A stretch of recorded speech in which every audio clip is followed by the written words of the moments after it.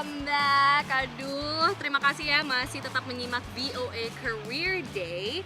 Dan sekarang kita masih di Eastern Market. Aduh, di belakang kita nih asik banget ya, mereka lagi pada ngopi-ngopi, makan-makan, sore-sore nih lagi di Amerika. Speaking about makanan, kan Italia tuh terkenal juga dengan makanan, aduh pasta, pizza, what else, calderon, pokoknya nyam. Tapi ternyata nggak bukan makanan loh, Italia terkenal juga. Fashion. Exactly. Siapa sih kalau misalnya kenal Itali pasti langsung mikir fashion. Salah satu ikon desainernya di Italia yaitu Donatella Versace akan kita gambarkan di sini, atau kita juga akan kisahkan karirnya Donatella Versace sebagai seorang desainer. Itu pasti menarik sekali buat desainer-desainer muda Indonesia yang ingin global ataupun juga mungkin ingin memperkenalkan desain-desainnya ke seluruh dunia. Karena dia sepertinya Donatella itu memang memegang akar Italinya gitu, maksudnya Italinya. Tetap hidup tetap gitu, ada meskipun di sekarang situ. dia sudah besar banget ya ininya, design house-nya. Kalau gitu sekarang kita lihat cerita selengkapnya seperti apa dari reporter kita Debbie Small-Petlis yang satu ini. Check it out.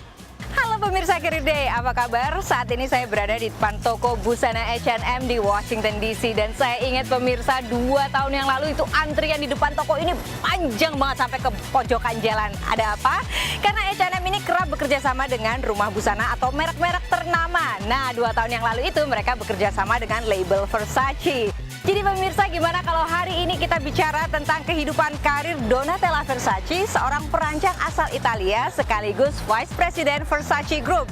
Kita lihat nanti kehidupan keluarga ini termasuk saat kegelapan ketika kakaknya yaitu Gianni Versace yang membentuk merek Versace mati dibunuh tahun 97. Selebriti memuja-muja pakaiannya.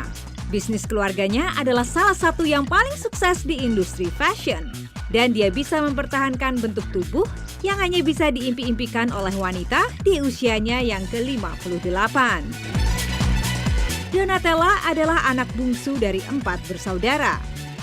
Ayahnya seorang ahli keuangan pribadi untuk kalangan aristokrat Italia. Pada pertengahan 70-an, Donatella mengikuti jejak sang kakak, Gianni, untuk mendalami desain di kota Florence, Italia. Ia berencana untuk bekerja pada sang kakak menjadi public relation, tetapi bagi Gianni, Donatella lebih berharga sebagai sumber inspirasi yang kritis. Tahun 80-an, Gianni memberi adiknya ini label Versus yang merupakan second line Versace. Pada bulan Juli tahun 1997, di luar rumah mewah Versace di Miami, Florida, Gianni Versace tewas ditembak seorang psikopat. Saat itu diumumkan bahwa CEO baru perusahaan Versace adalah adik Gianni yaitu Santo Versace, dan Donatella menjadi kepala desain. Label Versace memiliki reputasi yang dihormati. Donatella kini mengawasi produksi lusinan koleksi setiap tahun. Rancangan-rancangannya banyak menampilkan siluet lekuk tubuh wanita, dan ia banyak menggunakan bahan chiffon yang memeluk tubuh. Desain-desainnya kini sudah lebih elegan dan glamor, tidak seramai dulu. Di awal karir fashionnya, Donatella dikenal karena menggunakan selebriti dan bukannya model untuk mengiklankan rancangan-rancangannya.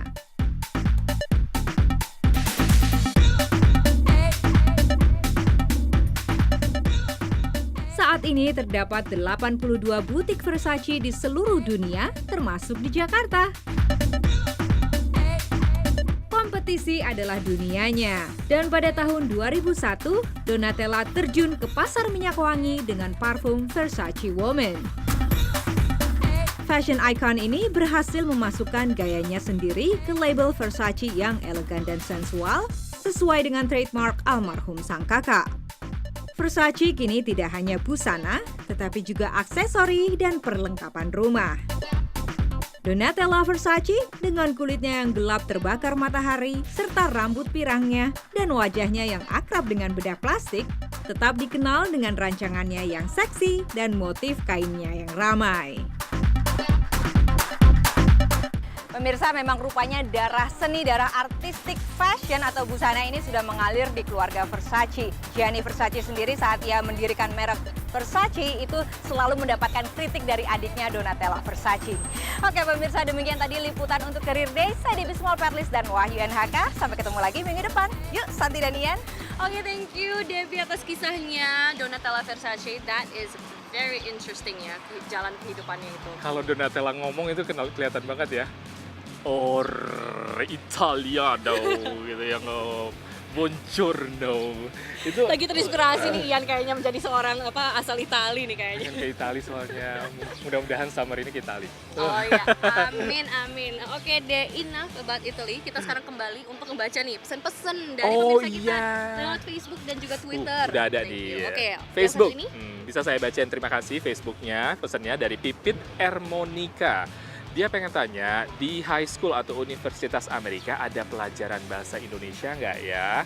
Wah, Pipit, thank you Terima atas kasih, Pipit. pertanyaannya. Surprisingly ada, di Amerika emang ada kelas atau pelajaran di bahasa Indonesia atau mungkin Indonesian Studies. Jadi sebuah program mempelajari kultur Indonesia, budaya Indonesia dan juga sejarah Indonesia. bahkan politik Indonesia juga loh dipelajari.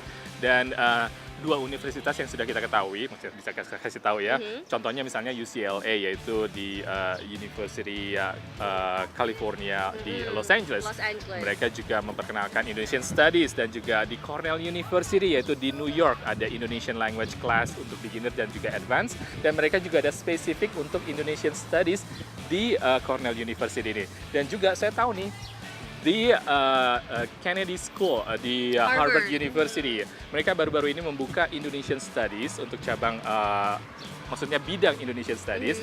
2 tahun lalu mereka baru mendirikan bidang ini di Harvard University, di John F. Kennedy Government School. Jadi kalau misalnya mahasiswa Indonesia yang ingin melakukan research ataupun juga ingin melakukan satu studi perbandingan ataupun juga mendalami PhD lanjutnya, universitas-universitas seperti yang kita sebutkan tadi seperti Cornell University, Harvard University atau UCLA itulah tempat-tempat yang cocok untuk advance kalau misalnya untuk meneliti lebih lanjut tentang studi perbandingan politik, ekonomi, sosial, cultural, budaya dan segala macam antara Indonesia dengan Amerika.